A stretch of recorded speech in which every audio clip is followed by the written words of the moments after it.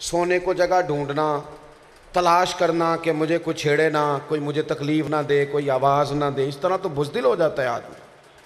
آپ ان دو چیزوں سے اٹھیں، تھوڑا سا، تھوڑے سونے پر، تھوڑے کھانے پر گزارا کریں، تھوڑے بولنے پر گزارا کریں، اور زندگی میں کچھ کر گزرنے کا مزاج بنائیں۔ انسان اگر دنیا میں آگے بڑھتا ہے تو اپنی قابلیت کی بنیاد پر نہیں، خدا کے فضل سے آگے جاتا ہے۔ لیکن یہ کہ اسے حکم ہے کہ کچھ تو تھوڑی حرکت کرنا، کچھ تو کوشش کرنا۔ اللہ کی رحمت ہی اسے آگے بڑھ کے استقبال کرتی ہے، لیکن اسے جدوجہد کرنے کا کہا گیا، اسے کام کرنے کا کہا گیا، اسے محنت کرنے کا کہا گیا۔ نبی پاک صلی اللہ تعالیٰ علیہ وآلہ وسلم گزر رہے تھے تو ایک شخص نے کہا یہ بندہ دیکھو ہر وقت مال ہی کماتا رہتا ہے، اسے چاہیے کچھ مسجد کے کام کاج میں بھی، کچھ دین کے کام میں بھی حصہ لے۔ تو نبی پاک علیہ السلام نے فرمایا اگر یہ اپنے بچوں کے لیے رزق کما رہا ہے، ہاتھ پھیلانے سے بچنے کے لیے کما رہا ہے، ماں باپ کی خدمت کے لیے کما رہا ہے، تو پھر بھی یہ اللہ کے دین کی خدمت ہی کر رہا ہے، پھر بھی یہ راہ خدا ہی میں ہے۔ ایک تو باصلاحیت ہوں، کچھ کریں۔ وقت تیزی سے گزر رہا ہے، زندگی اتنا زیادہ نہیں ٹائم دیتی کہ انسان ساری زندگی منصوبہ سازی میں گزار دے، منصوبہ سازی میں گزار دے۔ میرے تو 2-3-4 بال ہی سفید ہوئے ہیں، لیکن یہ حافظ عظمت صاحب کو دیکھ کے اور مولانا مقبول کو دیکھ کے، شاید اسی لیے میں کم دیکھتا ہوں، انہیں دیکھ کے مجھے لگتا ہے کہ میں بوڑھا ہو گیا ہوں۔ حافظ نوید مقبول شاکر صاحب کو تو میں کہہ نہیں سکتا، اس لیے کہ یہ تو سارے نورانی ہو گئے ٹوٹلی۔ تو میں ان اپنے احباب کو دیکھ کے مجھے محسوس ہوتا ہے کہ یار تو اتنا زیادہ جوان نہیں ہے اب معاملہ نہ، یعنی ہمارا یہ حال ہوتا ہے کہ ہم اپنے بچوں کو تو بڑا دیکھنا پسند کرتے ہیں، یہ تو قبول کرتے ہیں کہ بچے بڑے، یہ قبول کیوں نہیں کرتے کہ ہماری بھی عمر زیادہ ہوئی ہے بچوں کے ساتھ۔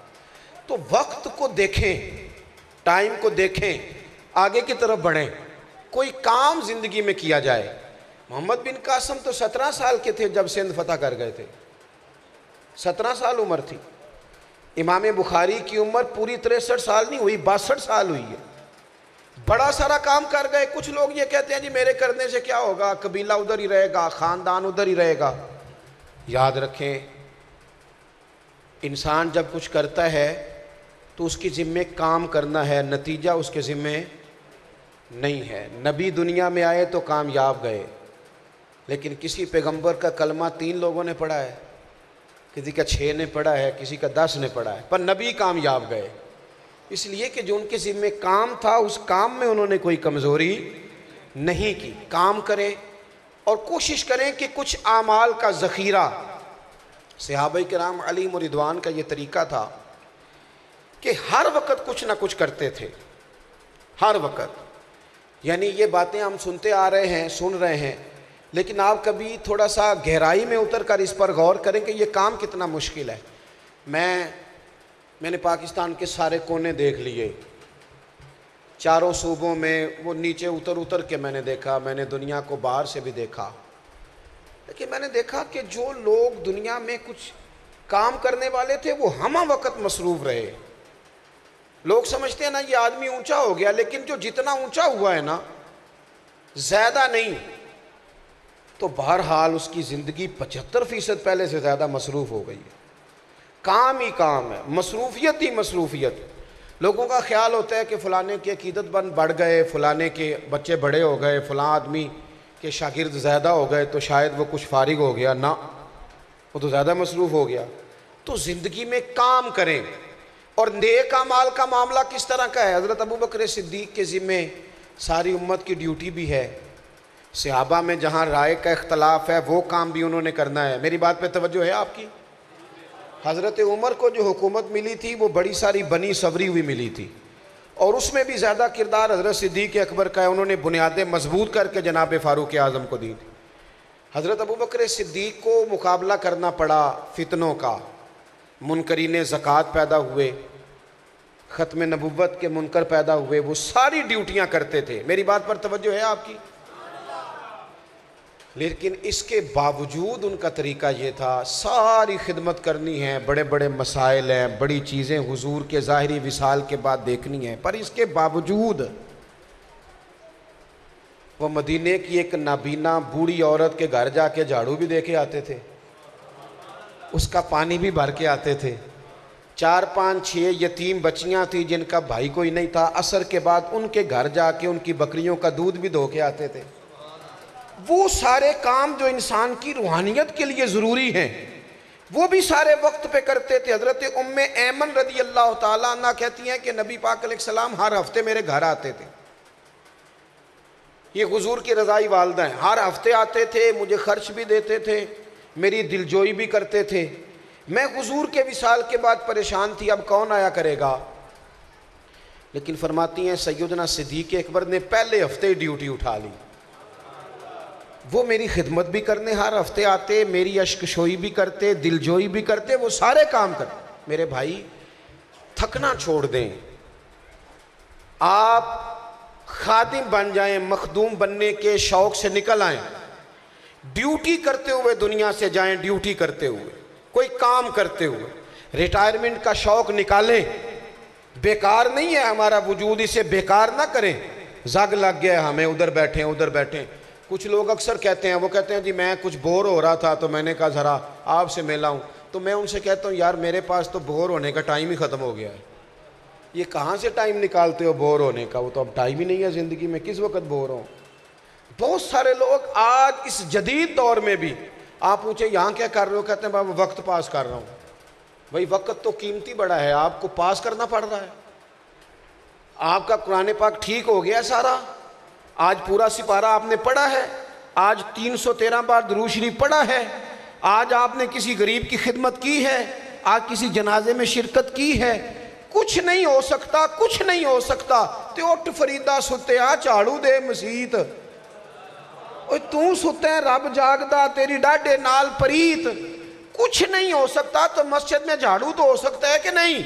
صحیح بخاری میں حدیث ہے, صحابہ فرماتے ہیں ایک بی بی مسجد میں جھاڑو دیتی تھی, اس کا انتقال ہو گیا, اور صحابہ نے حضور کی تکلیف کے سبب نبی پاک کو بغیر بتائے, ویسے تو حضور سارا کچھ جانتے ہیں, بغیر بتائے تدفین کر دی, جنازہ پڑھا دیا. حضور آئے نہیں, بی بی کچھ تو کرتی تھی نا, چلو مسجد کا جھاڑو صحیح.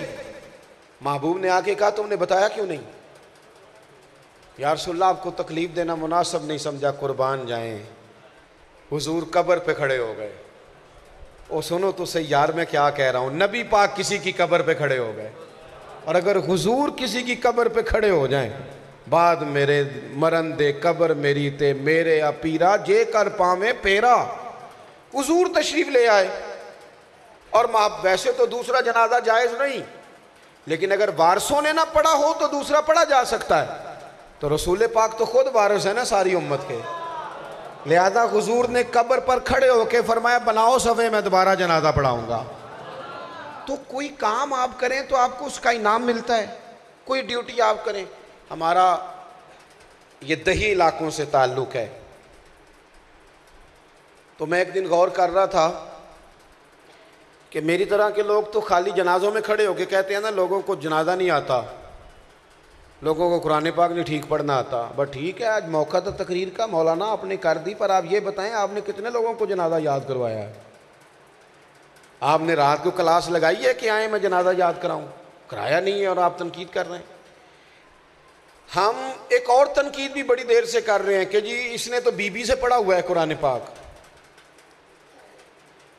تو چلو اس نے ٹھیک پڑھا یا غلط پڑھا ہے, پر اتنی داد تو دو نا کہ بی بی نے پڑھا تو دیا ہے نا.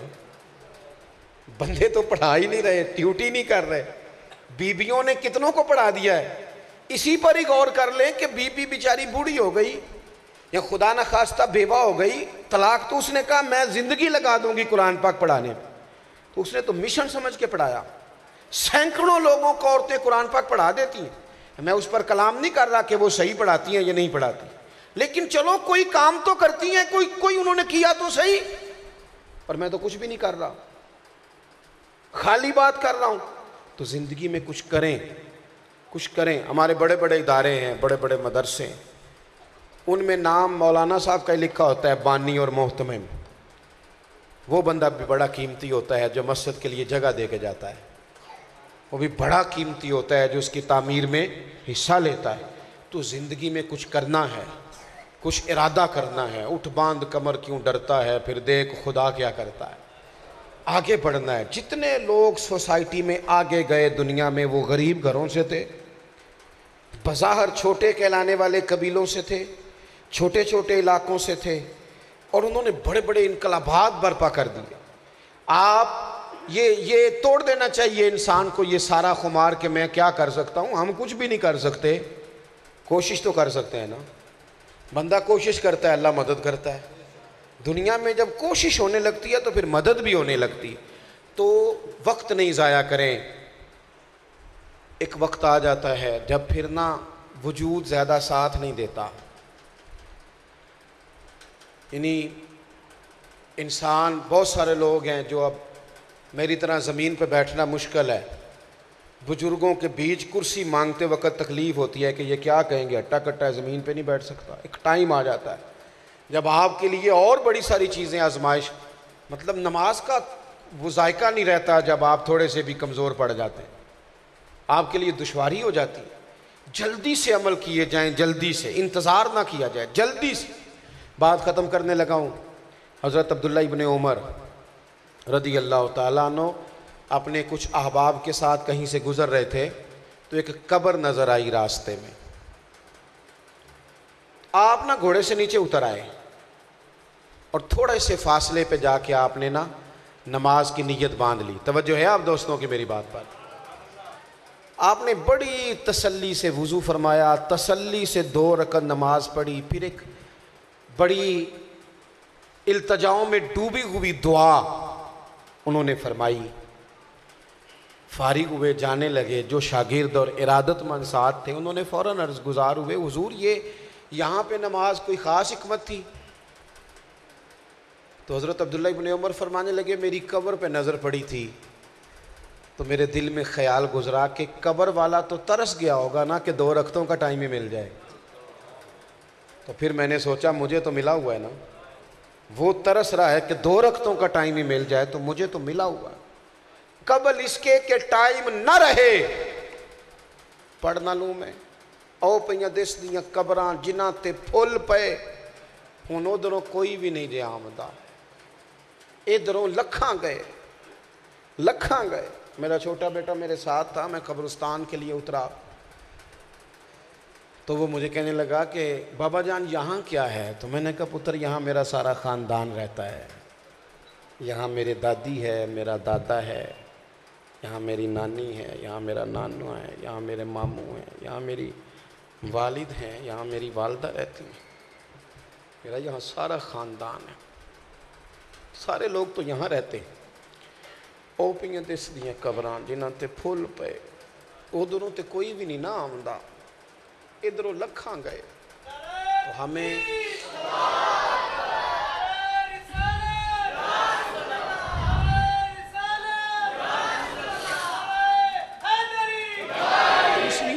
اس لیے آپ سنیں، وہ داؤد طائی رحمۃ اللہ علیہ سے کہا تھا نا ہارون رشید نے کہ کوئی نصیحت کر دیں، تو آپ نے فرمایا تھا تیرا والد کہاں ہے؟ کہ قبرستان میں۔ کہا والدہ قبرستان میں۔ کہ تیرا ایک بیٹا بھی تھا؟ کہا حضور وہ بھی قبرستان میں۔ 2 بھائی تھے حضرت قبرستان میں۔ تو حضرت داؤد طائی کندھے پہ چادر رکھ کے چل پڑے۔ کہ حضور آپ نے بات نہیں مکمل کی۔ کہنے لگے کیا بات مکمل کروں؟ جس نے اتنے جنازے پڑھے ہوں اسے میں ابھی بھی نصیحت کروں؟ ابھی بھی نصیحت کروں؟ او بھائی ٹائم تھوڑا رہ گیا، اٹھ فریدہ ستیا، داڑھی آ گیا ہی پور، ان تے اگا نیڑے آ گیا ہی، پچھا رہ گیا ہی دور، اٹھ نہ فریدہ ستیا، جھاڑو دے مسیت، اوے تو ستیں رب جاگدا، تیری ڈاڈے نال پریت، اٹھ نہ فریدہ ستیا، تے خلقت ویکھن جا، تے متے کوئی مل جائی بخشیا تے تم ہی بخشیا جا۔ کچھ کام کریں، وقت کو ضائع نہ کریں۔ بالکل ادھر ادھر کی باتیں، فلانا کیا کر رہا ہے وہ جانے، اس کا رب جانے، ہم کیا کر رہے ہیں اس پر خاص توجہ دیں، کوئی کام کریں۔ اللہ تبارک و تعالی جس مرحوم کے لیے یہ اہتمام ہے ان کی بخشش فرمائے، ہماری اس حاضری کو قبولیت کا شرف عطا کرے۔ آخر دعوایا ان الحمدللہ۔